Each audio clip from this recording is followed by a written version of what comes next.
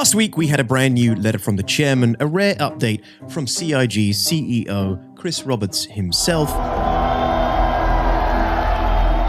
and other big players at the company like Benoit and Richard Tyra, who've shared their gratitude and hopes for the future of Star Citizen's development on the eve of completing some major development milestones. It was in this post that Chris Roberts and the team briefly touched on their plans to begin working on a roadmap and vision for a 1.0 release. Now, many of us have been following this game for a literal decade at this point. Lord knows it's been one hell of a ride so far. Bit long though. We've sadly lost and gained many along the way, but my friends, while we're definitely closer and I couldn't be more excited for the future of Star Citizen, we're not there yet, and I can't help but feel this sowing of the 1.0 seed is a little premature. Star Citizen 1.0 is what we consider the features and content set to represent commercial release. This means that the game is welcoming to new players, stable and polished, with enough gameplay and content to engage players continuously. In other words, it is no longer alpha or early access. Now that's a funny way of saying feature complete. To me, this sounds like an early Star Citizen soft release is now entirely possible, with early doing a lot of lifting here. And in reality, this has been on the cards for years. So in light of this new and shiny carrot on a stick, what should a 1.0 release look like? What does CIG stand to gain, and will it have been worth the wait? Anyway, I can't wait to see what you guys think of it.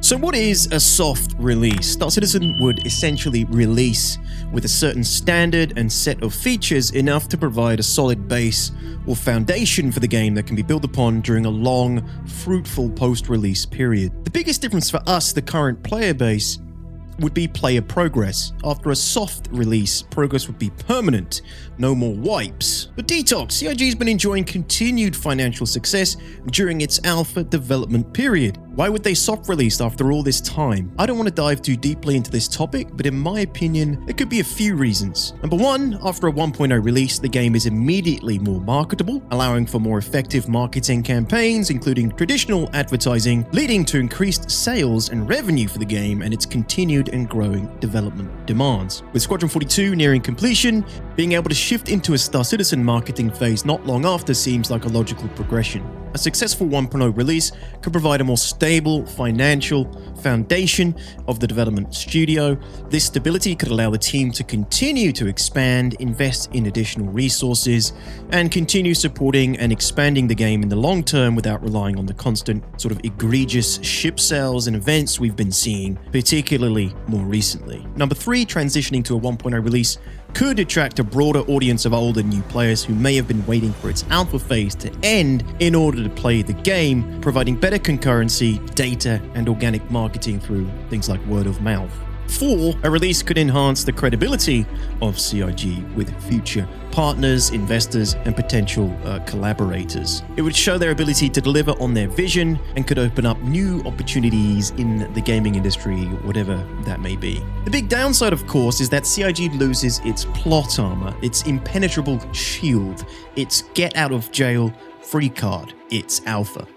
So things would need to be pretty tight. So with this in mind, what could or what should Star Citizen's 1.0 soft release look like? Well, in order to picture what a 1.0 release could look like, we need to quickly touch on some of the game-defining features that are already arriving with the insanely stacked 3.23 and then later on, version 4.0. 3.23 introduces a host of features and much-needed improvements to existing ones that still feel like a total dumpster fire prototype, aka the star map.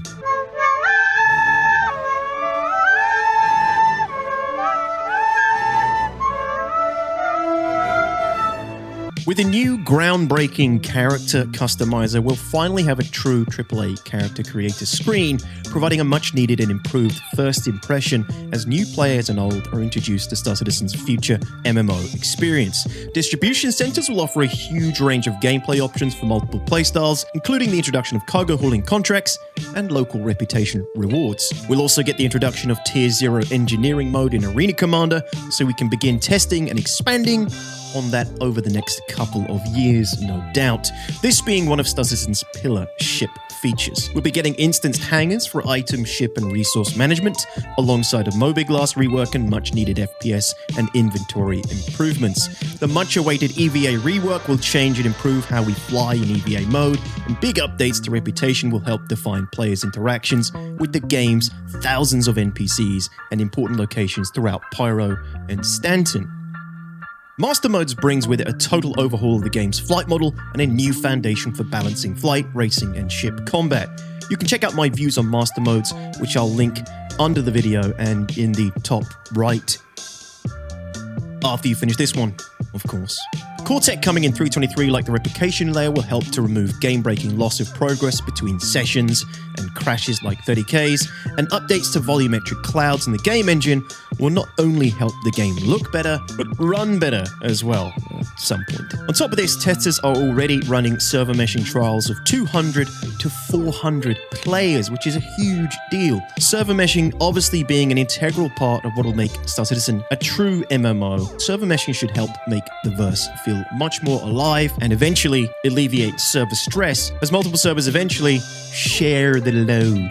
Share the load, share the load, the load. Now this leads us into version 4.0, which is currently penned as the patch to introduce the first new star system, Pyro, hopefully in unison with server meshing, enabling seamless travel and transition between jump gates, reliably connecting the two star systems we currently have, Stanton and Pyro.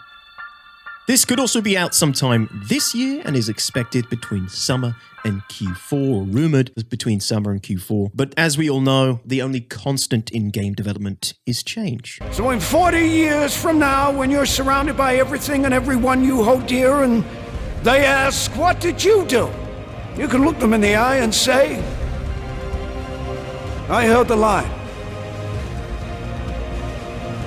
Men and women of the Second Fleet. So with this year already promising to be a pretty insane year for Star Citizen, with so many important features coming online, CIG needs a new carrot on a stick beyond 2024 and Squadron 42. With so much progress being made so quickly now that Squadron 42 and Star Citizen teams are consolidated, it's time to give backers something more to look forward to, and once again, start outlining the game's distant and not so distant future. From the letter, Chris mentions that he and Richard Tyra are working towards a vision to bring to life the intended, realized Star Citizen gameplay experience, and that they've been working on this for the past few months, resulting in what they refer to as 1.0. He then goes on to say they look forward to sharing this vision and plan with us later this year. My guess is CitizenCon in Manchester. We've seen Chris's roadmaps come and go before, but could this be the one that finally sticks? Richard Tyra, now Senior Game Director, shared his intentions for moving us closer to a 1.0 release, and in my opinion,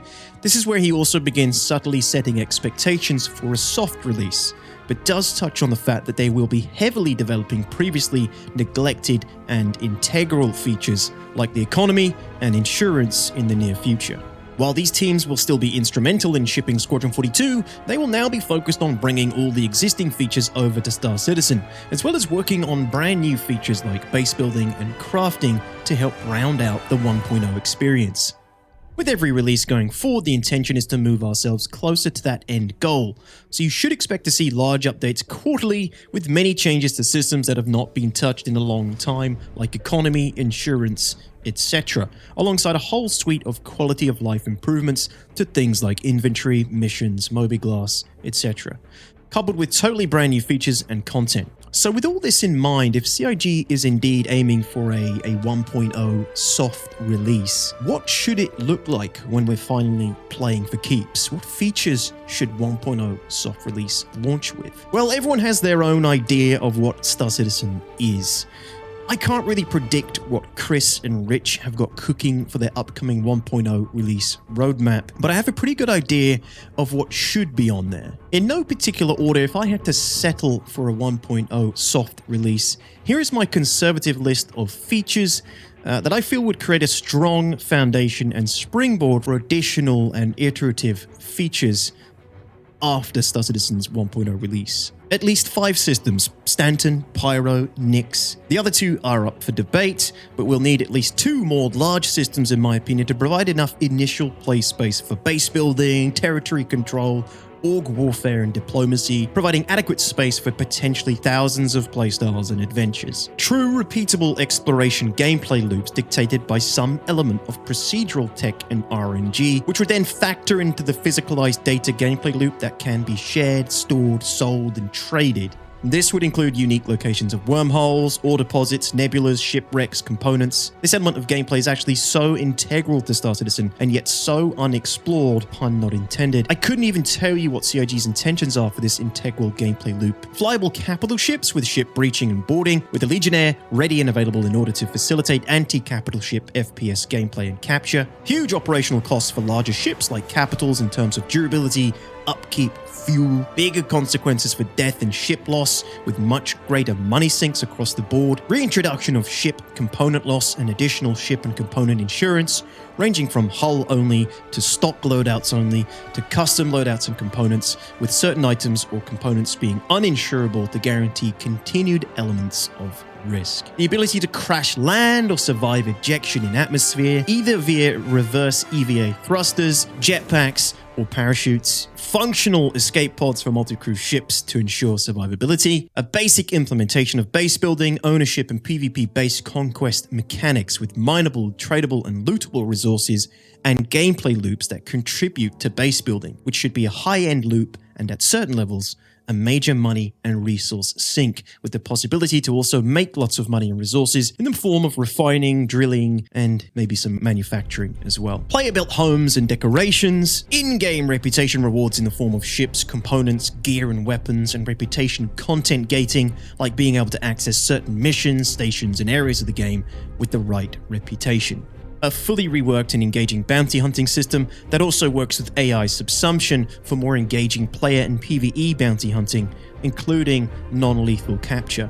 The ability to find, collect, and sell fuel with ships like the Starfarer. A strong baseline of master modes finished and implemented that has established at least 2 to 3 viable and balanced ships across every role and archetype. Fleshed out carrier ship gameplay and the ability for multiple players to live aboard a large carrier or capital class ship for extended periods of time. A range of challenging and believable NPCs across all gameplay loops working in conjunction with subsumption, a dynamic economy influencing prices, scarcity, supply and demand of items in the universe, from weapons to components to commodities, which would also be influenced by observable NPCs and in-game actions, and to a lesser extent, players too. This element of the game is integral to keeping the universe fresh and engaging, with small economic changes having large implications on the verse that change the way players behave and engage with the game, right down to the resources that are worth acquiring to the areas that are worth visiting.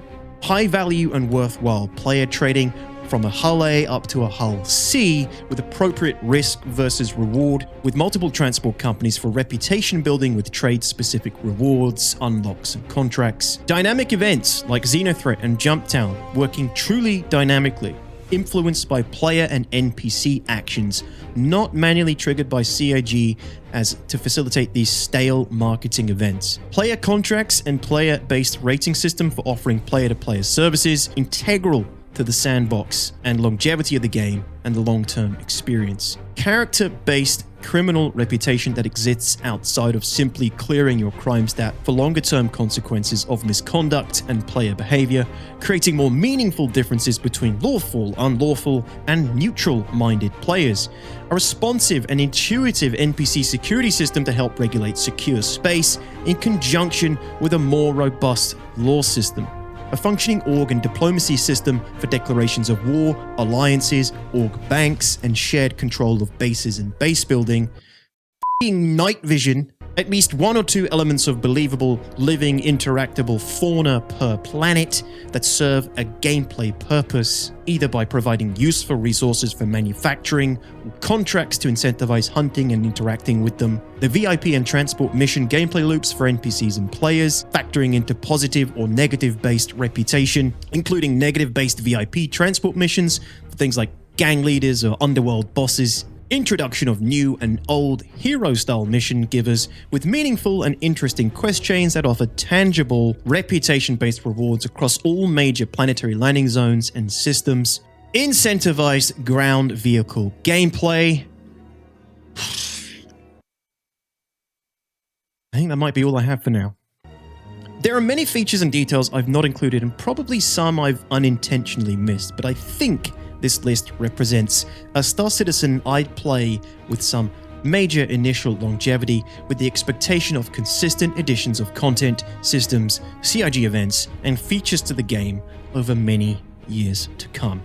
I think we're a good few years off this list yet, but I'm very interested to see what Chris and the team have cooked up for their internal roadmap that they'll no doubt reveal to us at this year's Manchester CitizenCon, if not before.